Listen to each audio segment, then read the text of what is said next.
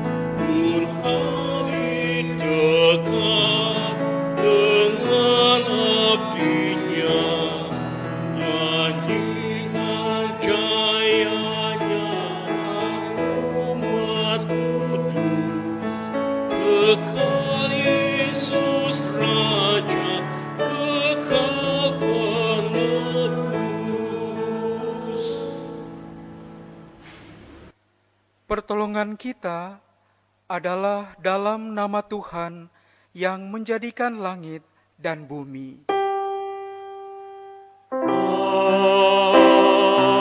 Amin.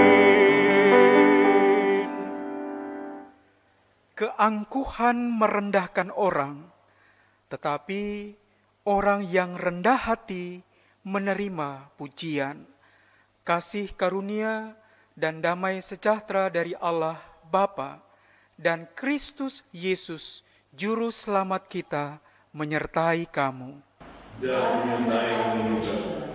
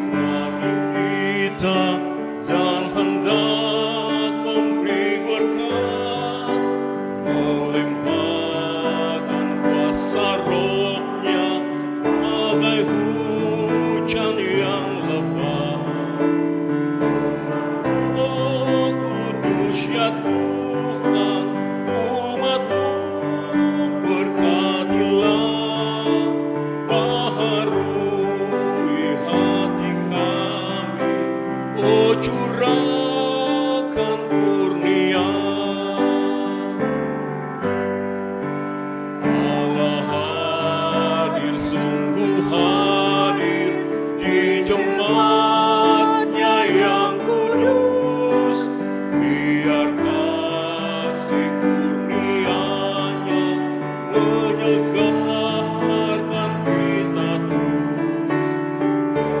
Oh kudus ya Tuhan, umat-Mu berkatilah, baharui hati kami, oh curahkan kurnia.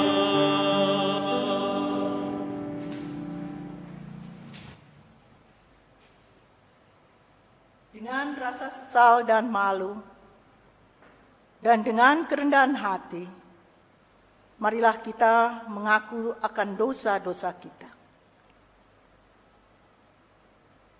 Ya Bapa Maha Kudus yang penuh pengasihan, kami mengaku kepadamu, seperti kami mengaku satu kepada yang lain, bahwa kami telah bersalah, baik dalam pikiran, perkataan, dan perbuatan. Kami gagal untuk berbuat baik.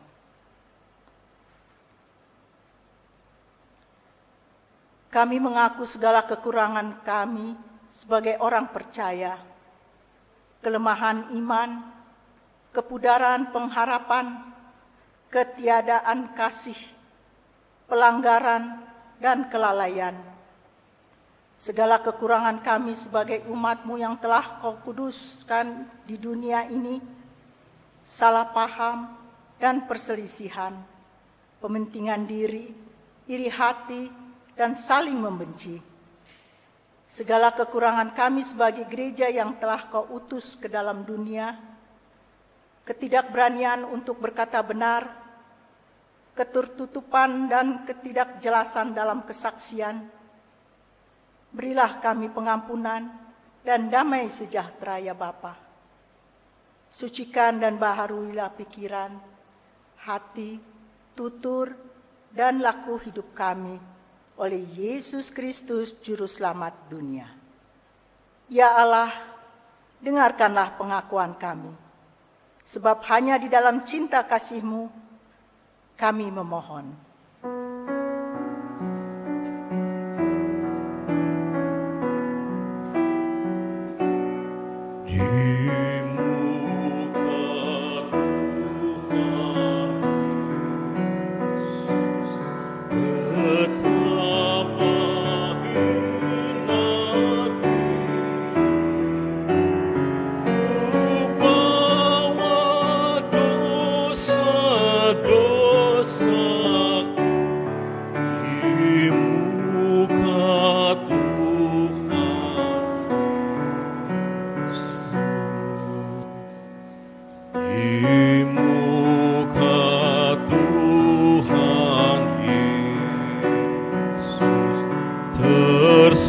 Tersungkur karena dosa, buka kerinduanku di muka Tuhan Yesus. Kepada setiap orang yang telah mengaku dosa dan bertobat, disampaikan berita anugerah pengampunan seperti tertulis dalam Efesus, pasalnya yang pertama, ayatnya yang ke-7 yang menyatakan, sebab di dalam Dia dan oleh darahnya kita beroleh penebusan, yaitu pengampunan dosa menurut kekayaan kasih karunia-Nya.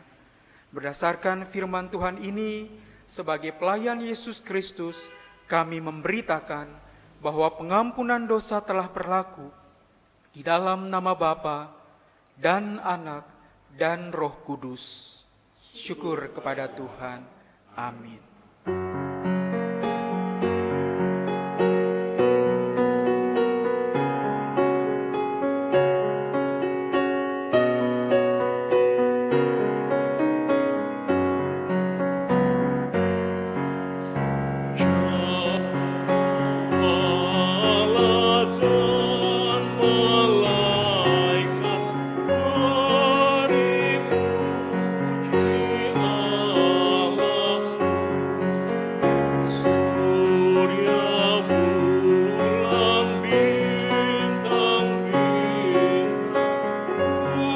yang menciptamu. Allah Bapa telah bersabda, jagat patuh padanya. Oleh hukum yang abadi, Dia bimbing semesta. Puji Allah Maha Mulia, janji dipenuhinya, diberinya kemenangan bagi yang dipilihnya. Maut dan dosa dikalahkan umat Allah, selamatlah surga dan seisi dunia. Puji-puji namanya. Marilah, saudari-saudara, diundang untuk berdiri. Bersama kita mendengarkan perintah hidup baru, seperti tertulis dalam surat Rasul Paulus kepada jemaat di Filipi, pasalnya yang kedua, ayatnya yang pertama, hingga ayatnya yang ke-11 yang menyatakan, jadi karena dalam Kristus ada nasihat, ada penghiburan kasih, ada persekutuan roh, ada kasih mesra dan belas kasihan. Karena itu, sempurnakanlah sukacitaku dengan ini. Hendaklah kamu sehati sepikir dalam satu kasih, satu jiwa, satu tujuan, dengan tidak mencari kepentingan sendiri atau puji-pujian yang sia-sia. Sebaliknya, hendaklah dengan rendah hati yang seorang menganggap yang lain lebih utama daripada dirinya sendiri. Dan janganlah tiap-tiap orang hanya memperhatikan kepentingannya sendiri, tetapi kepentingan orang lain juga. Hendaklah kamu dalam hidupmu bersama menaruh pikiran dan perasaan yang terdapat juga dalam Kristus Yesus, yang walaupun dalam rupa Allah tidak menganggap kesetaraan dengan Allah itu sebagai milik yang harus dipertahankan, melainkan telah mengosongkan dirinya sendiri dan mengambil rupa seorang hamba dan menjadi sama dengan manusia.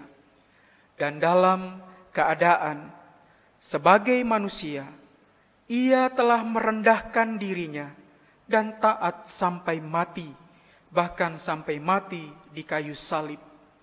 Itulah sebabnya Allah sangat meninggikan Dia dan mengaruniakan kepadanya nama di atas segala nama, supaya dalam nama Yesus bertekuk lutut segala yang ada di langit dan yang ada di atas bumi dan yang ada di bawah bumi, dan segala lidah mengaku Yesus Kristus adalah Tuhan bagi kemuliaan Allah Bapa. Roh Kudus menolong kita mewujudkan kemuliaan Allah dalam seluruh hidup dan kesaksian kita di dunia.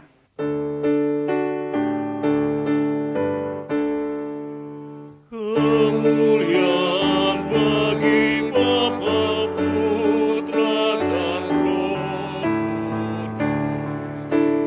seperti semula, kini dan terus, dan kekal selama-lamanya.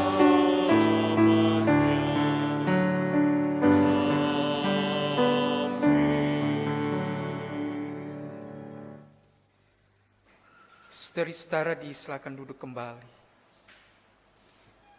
Marilah saudari-saudara kita bersama-sama akan merenungkan sabda Allah. Mari kita bersatu di dalam doa, mohon bimbingan Roh Kudus. Ya Tuhan, curahkanlah Roh Kudus-Mu untuk mendiamkan semua suara dari pendengaran, pikiran, dan hati kami, agar kami sungguh-sungguh mendengar dan memahami firman-Mu, serta mau melakukannya sepanjang hidup kami. Amin. Saudari-saudara, marilah berdiri untuk mendengar firman Tuhan yang dibacakan dari Alkitab. Haleluya. Haleluya, haleluya, haleluya.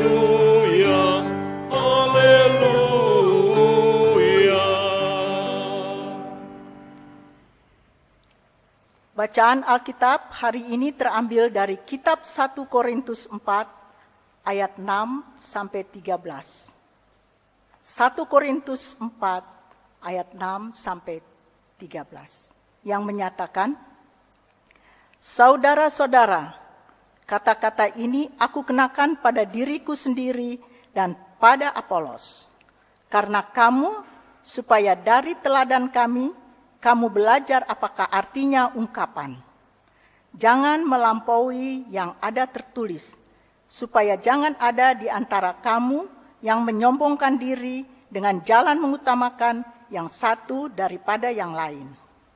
Sebab siapakah yang menganggap engkau begitu penting, dan apakah yang engkau punyai yang tidak engkau terima? Dan jika engkau memang menerimanya, mengapa engkau memegahkan diri seolah-olah engkau tidak menerimanya? Kamu telah kenyang, kamu telah menjadi kaya. Tanpa kami, kamu telah menjadi raja. Alangkah baiknya kalau benar demikian, bahwa kamu telah menjadi raja, sehingga kami pun turut menjadi raja dengan kamu. Sebab menurut pendapatku, Allah memberikan kepada kami, para rasul, tempat yang paling rendah, sama seperti orang-orang yang telah dijatuhi hukuman mati. Sebab kami telah menjadi tontonan bagi dunia, bagi malaikat-malaikat, dan bagi manusia. Kami bodoh oleh karena Kristus, tetapi kamu arif dalam Kristus. Kami lemah, tetapi kamu kuat. Kamu mulia, tetapi kami hina. Sampai pada saat ini kami lapar, haus, telanjang, dipukul, dan hidup mengembara. Kami melakukan pekerjaan tangan yang berat. Kalau kami dimaki, kami memberkati. Kalau kami dianiaya, kami sabar. Kalau kami difitnah, kami tetap menjawab dengan ramah. Kami telah menjadi sama dengan sampah dunia, sama dengan kotoran dari segala sesuatu sampai pada saat ini. Demikian pembacaan Alkitab. Hendaklah firman Tuhan dengan segala kekayaannya diam di dalam hatimu, dan ucaplah syukur kepada Allah.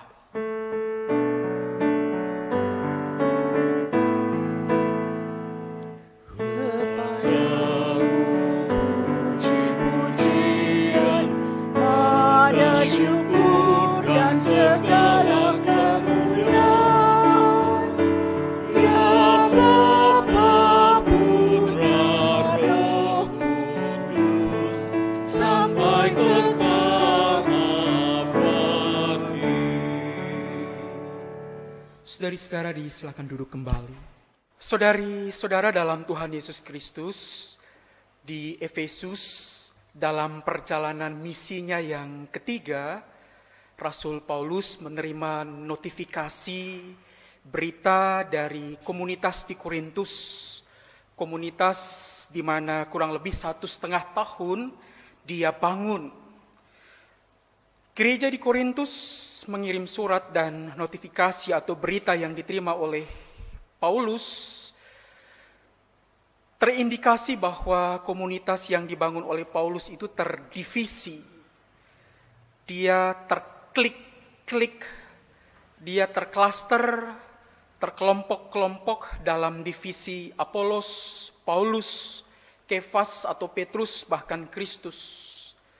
Jemaat yang semula padu itu sekarang hadir dalam ragam yang dibumbui dengan menonjolkan supremasi. Terjebak dengan prestise, reputasi, dan popularitas seiring dengan hadirnya sang pemimpin yang disanjung-sanjung. Ada yang menyanjung Apolos, seorang yang energetic style, dia seorang orator ulung, dia mampu dan fasih berbahasa, memilih kata, dan punya latar belakang pendidikan di Alexandria.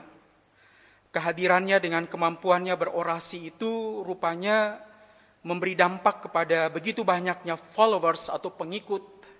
Tapi ada juga dalam golongan Paulus yang secara khusus berada dan agak kalem, secara sistematik, hadir sebagai persekutuan untuk menjalankan tugas-tugas tidak lagi di bawah bayang-bayang hukum Taurat, tapi lebih terbuka kepada dimensi kemanusiaan dan siapapun diterima sebagai saudara dalam kasih Kristus. Golongan Kristus yang sedikit fundamental, mereka kelompok Yahudi Kristen yang dalam konteks tertentu masih menerapkan aturan-aturan Yahudi yang ketat sekalipun sudah menjadi Kristiani. Dan dari kelompok Kefas atau kelompok Petrus yang dalam hal ini memberikan semacam sedikit dispensasi, keringanan untuk tidak melakukan dengan ketat hukum-hukum Yahudi bagi mereka orang-orang Yahudi Kristen yang dalam hari ini tidak berkultur Yahudi. Masing-masing punya ragam teologis, punya gaya kepemimpinan, punya bentuk pewartaan dan pemberitaan. Masing-masing punya followers, tapi sayang yang terjadi di komunitas Korintus, mereka dibumbui dengan semangat arogansi dan kesombongan rohani, supremasi untuk mengunggulkan klaster, mengunggulkan kelompok, mengunggulkan klik-klik mereka, sehingga jemaat yang padu itu terpecah-pecah. Tidak ada masalah di antara para pelayan. Tidak ada masalah antara Petrus dan Paulus, antara Paulus dengan Apolos, ataukah Apolos dengan Petrus, Apolos dengan golongan Kristus. Kalau kita baca dari 1 Korintus pasal 3, ayat 6 hingga ayat 7, justru Paulus menggambarkan semangat kolaborasi di antara para pelayan. Aku, Paulus, menanam, Apolos yang menyiram, tetapi Allah yang memberi pertumbuhan. Ada semangat kolegialitas, ada semangat tim sebagai para pelayan yang hadir mengabdi dan berbakti kepada Kristus sebagai sang kepala gereja. Yang menjadi persoalannya adalah jemaat ketika hadir lalu terklaster, terklik dalam kelompok-kelompok, lalu dibumbui dengan supremasi bahwa kami lebih, kalian tidak, kami unggul, kalian tidak. Proses di mana menjadi indikasi dari model jemaat yang terinstitusi, berada di zona nyaman, comfort zone, menikmati segala sesuatu, sehingga apa yang di dalamnya dinikmati adalah bagi kami. Sementara bagi mereka, emangnya gue pikirin. Klik, klaster, kelompok, divisi, lalu masing-masing mementingkan kelompoknya sendiri-sendiri. Menarik, ada dua bentuk spiritualitas ketika Paulus menjawab notifikasi dari komunitas Korintus yang terpecah-pecah ini. Dua spiritualitas itu adalah apa yang dikenal dengan resiliensi, dan yang kedua adalah mortifikasi. Resiliensi adalah spirit atau semangat di mana menghadapi situasi sulit, tidak menguntungkan, perih, getir, lara, sakit, tertindas, tapi kemudian bangkit kembali. Kemampuan untuk mau menyikapi situasi sulit, belajar dari situasi sulit itu, lalu kemudian mampu melompat, bangkit, dan kemudian ada energi besar setelah melewati proses pembelajaran itu. Resiliensi. Karenanya dalam bacaan kita, Paulus selalu menggambarkan karena dalam Kristus kami justru seperti orang bodoh. Kalian orang Kristen yang pandai. Kami lemah, kalian kuat. Kami dicela dan kalian disanjung-sanjung. Sampai saat ini kami mengalami kelaparan dan kehausan. Pakaian kami tinggal yang di badan saja. Orang menyiksa kami. Kami tidak punya tempat untuk menetap. Kami membanting tulang untuk mencari nafkah. Apabila kami dikutuk, kami membalas dengan berkat. Kalau dianiaya, kami sabar. Kalau orang memburuk-burukkan kami membalas dengan kata-kata yang manis. Kami tidak lebih dari sampah dunia. Sampai saat ini kami masih dianggap sebagai kotoran bumi. Itu resiliensi. Resiliensi. Situasi di mana dihadapi untuk hal-hal yang tak menguntungkan. Untuk hal-hal yang kemudian di dalamnya ada lara. Ada sakit, ada luka, ada derita. Tapi justru itu membuat apa yang disebut dengan pribadi yang low profile, yang humble, yang rendah hati. Belajar lalu kemudian mengasah kepekaannya untuk melihat keberadaan yang lain. Tidak mudah kita memaknai spiritualitas resiliensi ini. Karena cenderung segala sesuatu kita nikmati dalam zona-zona nyaman kita. Kita tidak peka. Dan yang diasah adalah egosentrisme kita. Sama seperti pengalaman yang dialami oleh komunitas di Korintus. Dibumbui dengan supremasi, mereka terkotak-kotak dan kami menikmati segala sesuatu kok. Dari golongan Apolos misalnya, cara pembawaan khotbahnya yang energetic style, kemampuannya berorasi, pilihan katanya yang aduhai, dan kami menikmati khotbah-khotbahnya. Tapi adakah mereka punya kepekaan untuk semangat kemanusiaan bagi kondisi-kondisi terpuruk di kota Korintus yang juga akrab dengan derita? Spirit yang kedua adalah mortifikasi. Mortifikasi itu sederhananya mati raga. Mematikan keinginan. Sudah lalu sering dengan beragam macam kenikmatan sampai lupa diri. Sekarang mencoba untuk self-control. Belajar dari situasi sulit. Lalu justru situasi sulit itu memberikan kepekaan. Belajar untuk mati raga. Belajar untuk bisa membuat segala sesuatu yang selama ini untuk saya, bagi saya, sampai aku begitu kenyang, bahkan sampai muntah dengan itu, sekarang belajar untuk mengosongkan diri, untuk retreat, untuk menyepi, untuk mengkarantina diri, untuk mengisolasi, untuk membatasi. Lalu kemudian raga yang kemudian telah dipenuhi dengan segala macam bentuk kenikmatan itu perlahan namun pasti mulai diasah untuk terkontrol, mortifikasi. Di bagian yang lain, spirit mortifikasi itu digambarkan Paulus dengan gambaran ketika dalam pengalaman perjalanan misinya itu, apa yang dia alami. Dia katakan secara khusus, aku hadir dan bekerja keras. Lebih sering dimasukkan di dalam penjara. Lebih banyak disiksa dan sering hampir mati. Sudah 5 kali saya disiksa oleh orang Yahudi. Dengan pukulan cambuk 39 kali. 3 kali saya dicambuk oleh orang-orang Roma. Pernah pula saya dilempari dengan batu. 3 kali saya mengalami karam kapal di laut. Dan sekali saya terapung-apung di laut selama 24 jam. Banyak kali saya mengadakan perjalanan yang berbahaya. Diancam bahaya banjir, bahaya perampok, bahaya dari pihak Yahudi maupun dari pihak bukan Yahudi, bahaya di dalam kota, bahaya di luar kota, bahaya di laut, bahaya dari orang-orang yang mengemukakan diri sebagai saudara Kristen padahal bukan. Saya membanting tulang dan berjuang setengah mati, sering tidak tidur, tidak makan, tidak minum, banyak kali terlantar dalam keadaan lapar, kedinginan karena kurang pakaian, dan tidak mempunyai tempat tinggal. Di samping semuanya itu, setiap hari saya cemas juga akan keadaan semua jemaat. Bila ada yang lemah, saya pun turut merasakan lemah juga. Bila ada yang jatuh ke dalam dosa, hati saya pun turut hancur.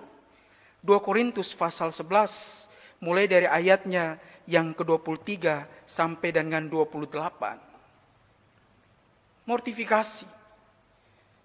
Apa yang dialami oleh Paulus selalu berada dalam bayang-bayang maut. Tapi justru mortifikasi itu membawanya sebagai pribadi yang punya kepekaan tentang ada derita orang lain. Saudari-saudara dalam Kristus, hari-hari kita di saat ini, sejatinya secara tak langsung pun kita sudah mengalami spiritualitas itu.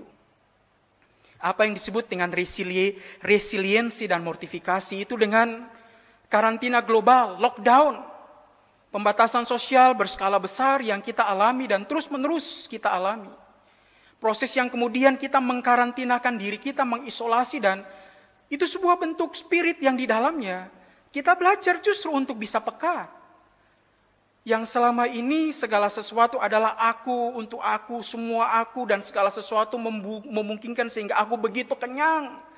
Bahkan melimpah ruah sudah dengan semuanya untuk aku. Sekarang di dalamnya kita berefleksi untuk sekarang bagaimana dengan sesama dan orang lain. Ketika dalam batas-batas itu, aku bisa merefleksikan aku ada uang, tapi terbatas untuk membelanjakan banyak hal. Dalam kondisi-kondisi tertentu aku merasa bahwa aku sehat, tapi aku terancam.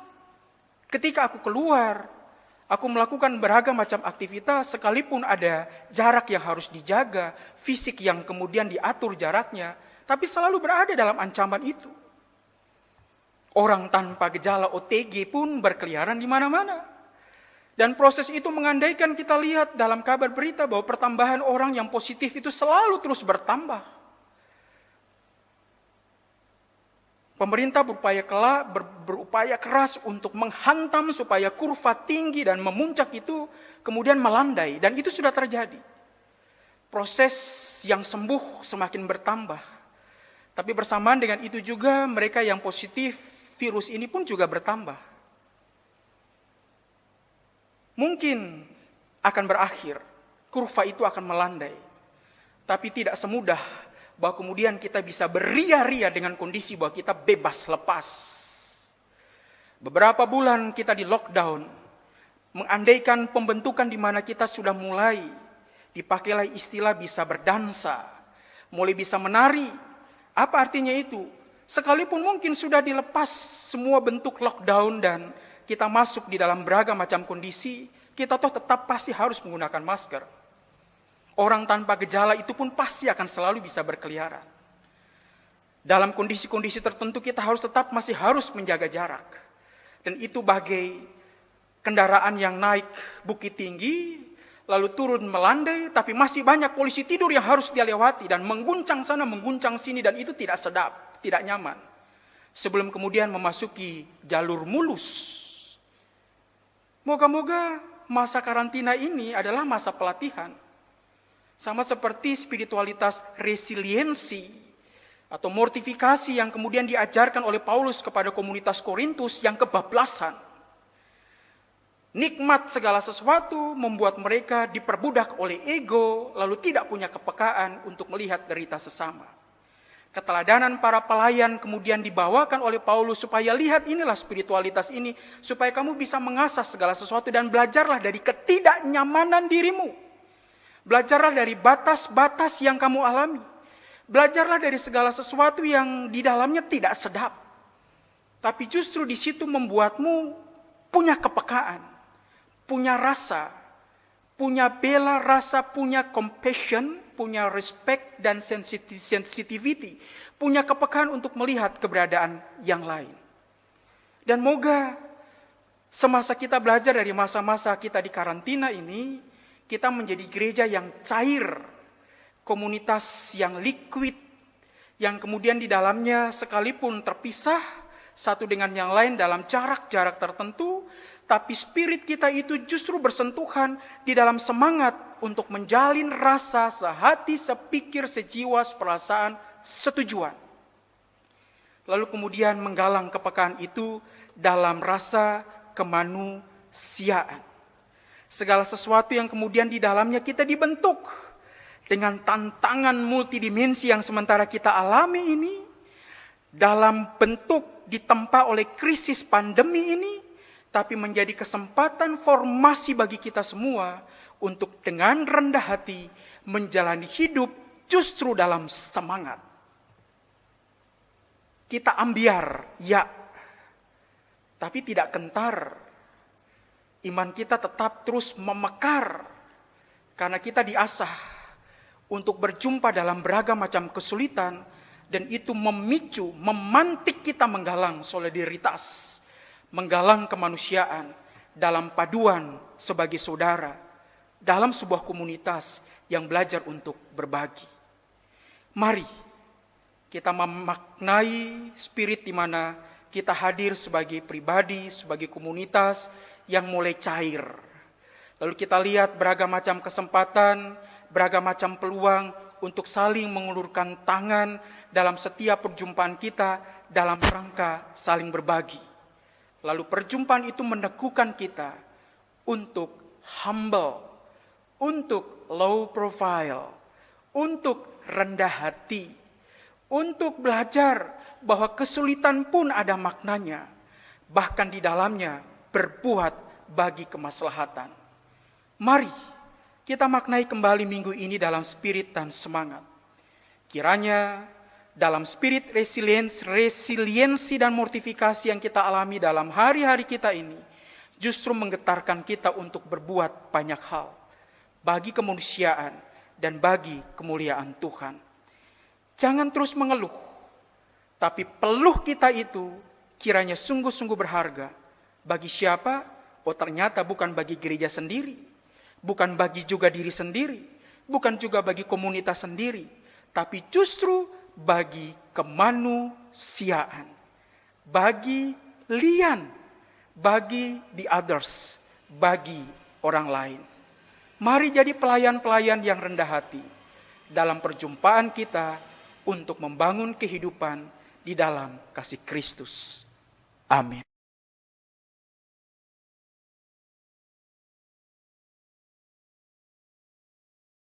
Marilah kita menyambut pemberitaan firman ini dengan menaikkan nada pujian dari Kidung Jemaat 424, Yesus menginginkan daku bersinar baginya.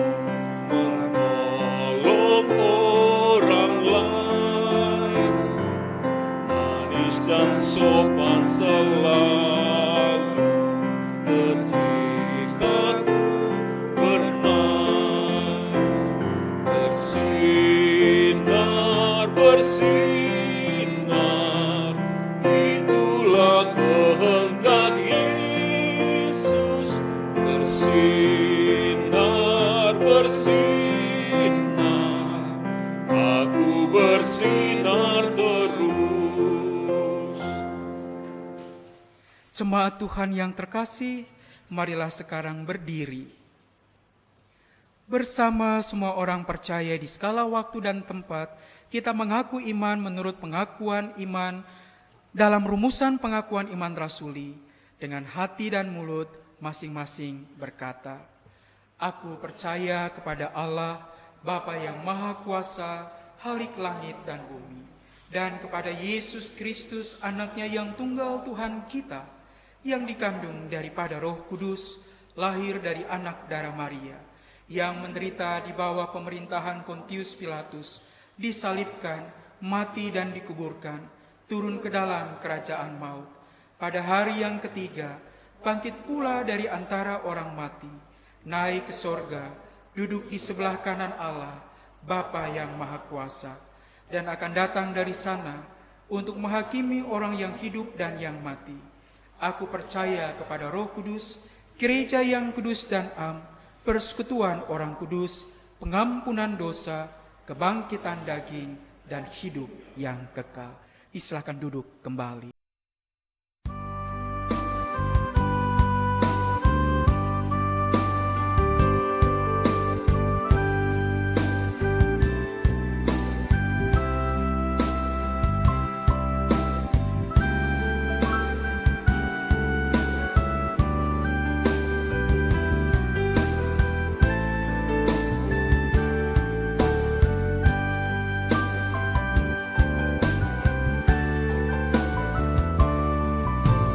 Tak usah ku takut,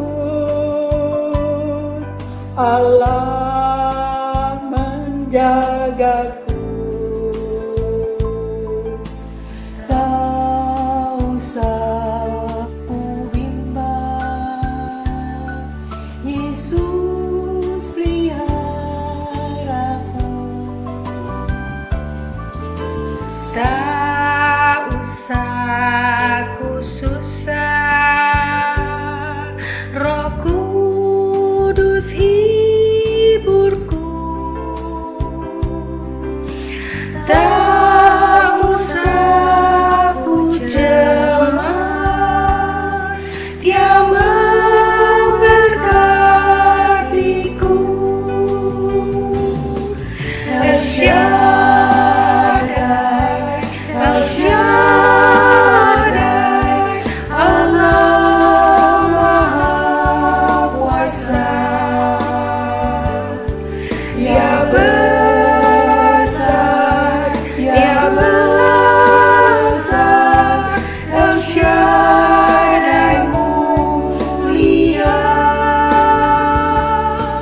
El Shaddai, El Shaddai, Allah Maha Kuasa. Berkat-Nya melimpah, El Shaddai.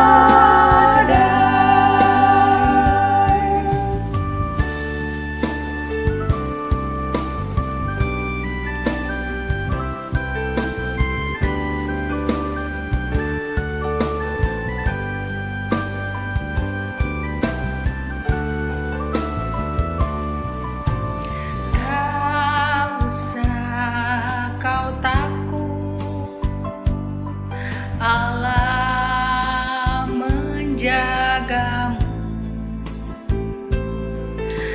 Tak usah kau bimbang, Yesus peliharamu. Tak usah kau susah,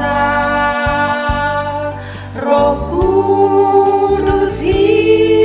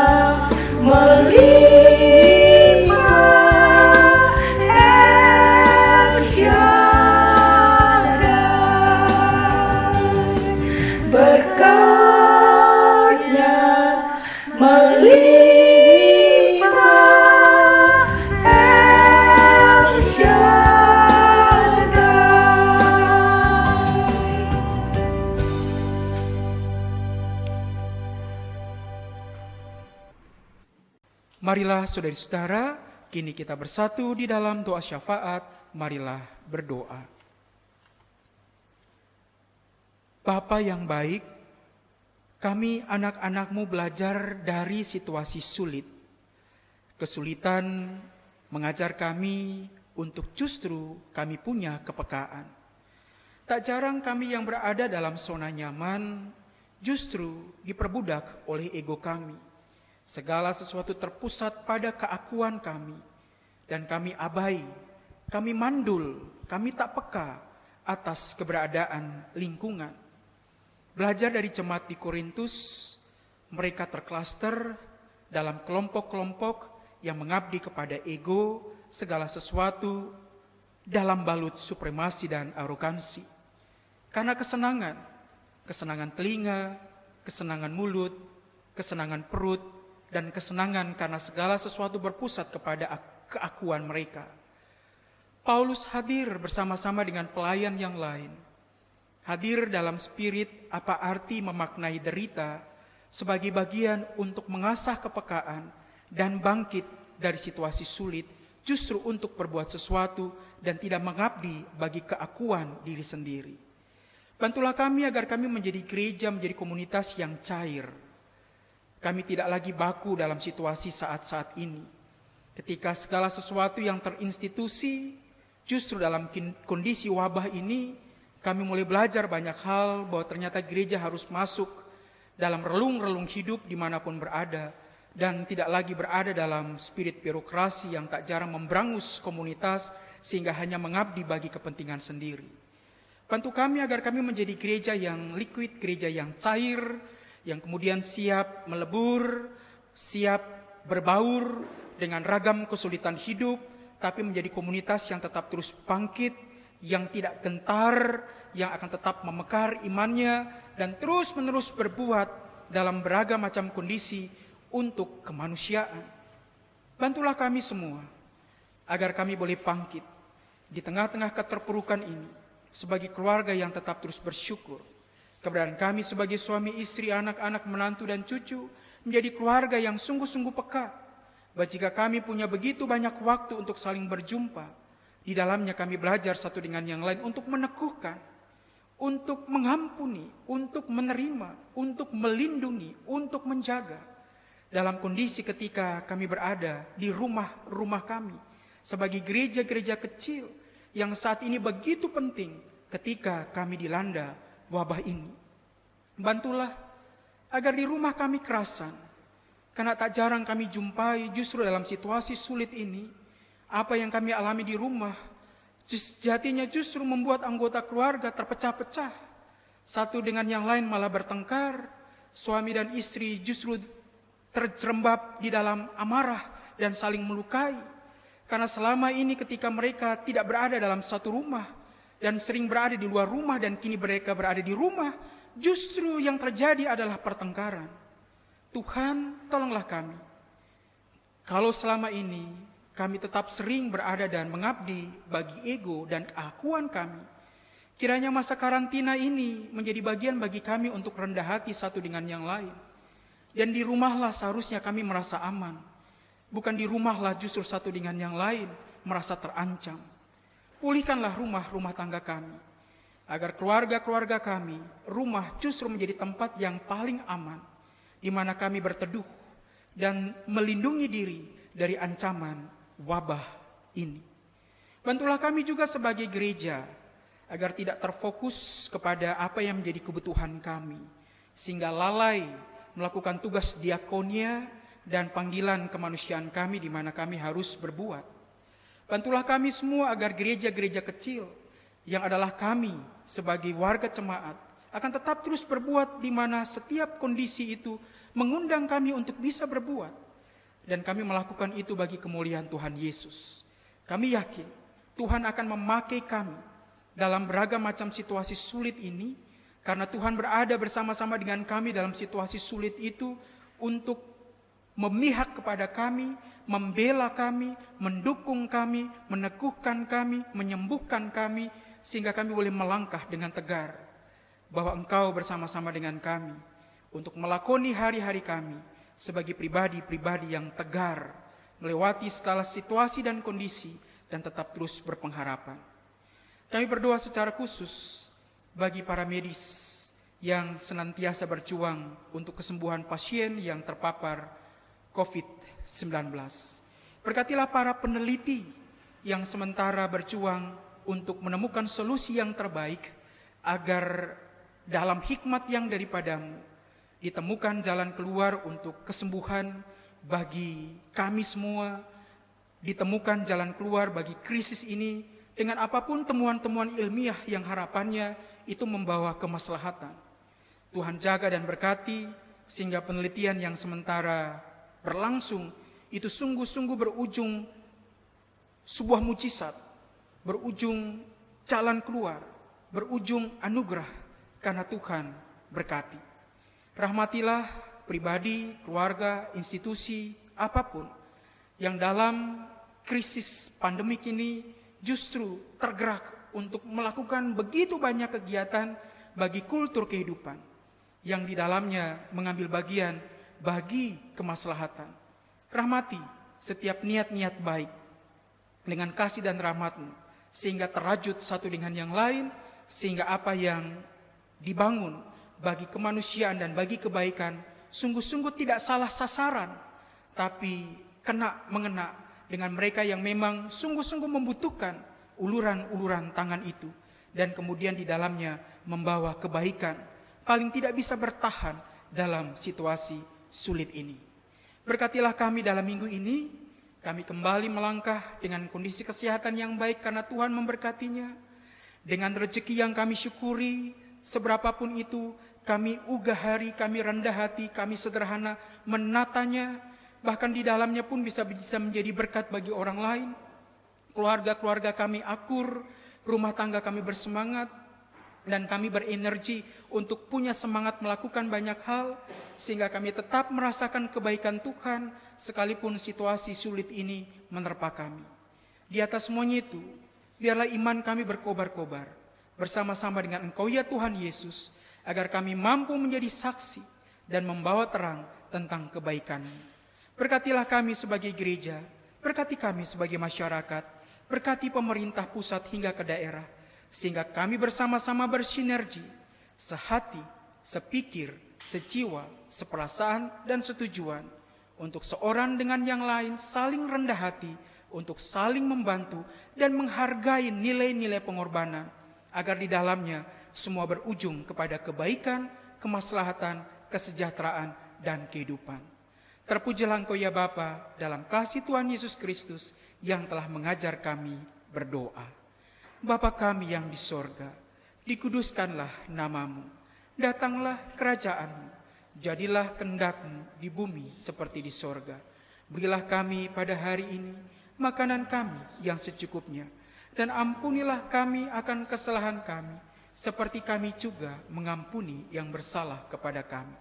Dan janganlah membawa kami ke dalam pencobaan, tapi lepaskanlah kami dari yang jahat. Karena Engkaulah yang mempunyai kesetiaan dan kuasa dan kemuliaan sampai selama-lamanya.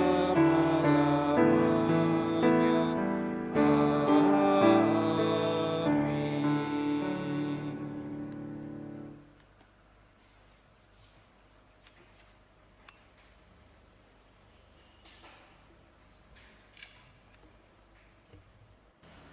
Jemaat, marilah kita mengucap syukur kepada Tuhan dengan memberi persembahan kepadanya. Dengarlah firman-Nya dari Kejadian 28 ayat 22b yang menyatakan, dari segala sesuatu yang engkau berikan kepadaku, akan selalu kupersembahkan 1/10 kepadamu. Tuhan memberkati saudara dan persembahan saudara.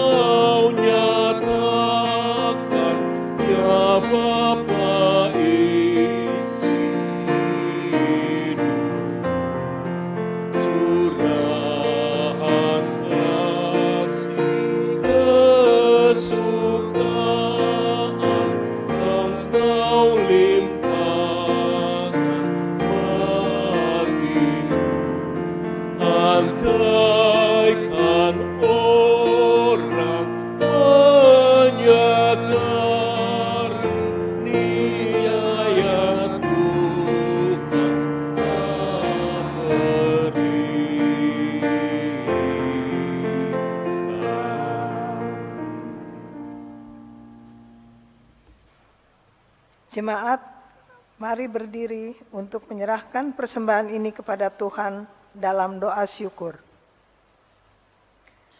Sekarang ya Allah kami bersyukur kepadamu dan memuji namamu yang agung itu. Sebab siapakah kami, sehingga kami mampu memberikan persembahan sukarela seperti ini? Sebab daripadamulah segala-galanya, dan dari tanganmu sendirilah persembahan yang kami berikan kepadamu. Kami berdoa di dalam nama Yesus Kristus, Putramu yang terkasih. Amin. Jemaat, marilah kita pergi dalam damai sejahtera Tuhan, di dalam warna kesarian kita, lalu lakukanlah sabda Allah yang telah kita renungkan bersama. Menyambut amanat ini, kita menaikkan nada pengutusan menurut Kidung Muda Mudi 109 bait pertama dan kedua, buatlah pelitaku terus bernyala.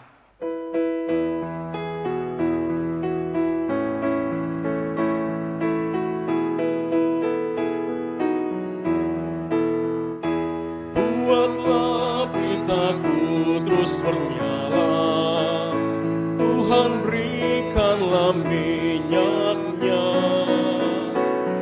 Buatlah pelitaku terus bernyala, hingga fajar agung merekam.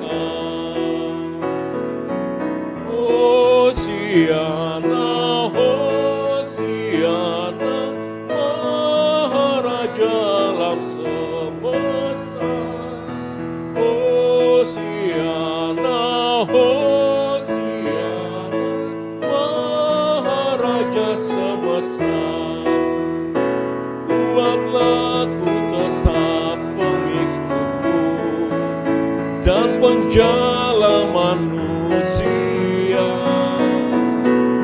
Buatlah ku tetap pengikutmu hingga fajar agung merekam. Hosiana, Hosiana, Maharaja alam semesta. Hosiana, Hosiana, Maharaja semesta. Arahkanlah hati dan pikiranmu kepada Tuhan, serta terimalah berkat-Nya. Tuhan memberkati engkau dan melindungi engkau. Tuhan menyinari engkau dengan wajah-Nya dan memberi engkau kasih karunia. Tuhan menghadapkan wajah-Nya kepadamu dan memberi engkau damai sejahtera.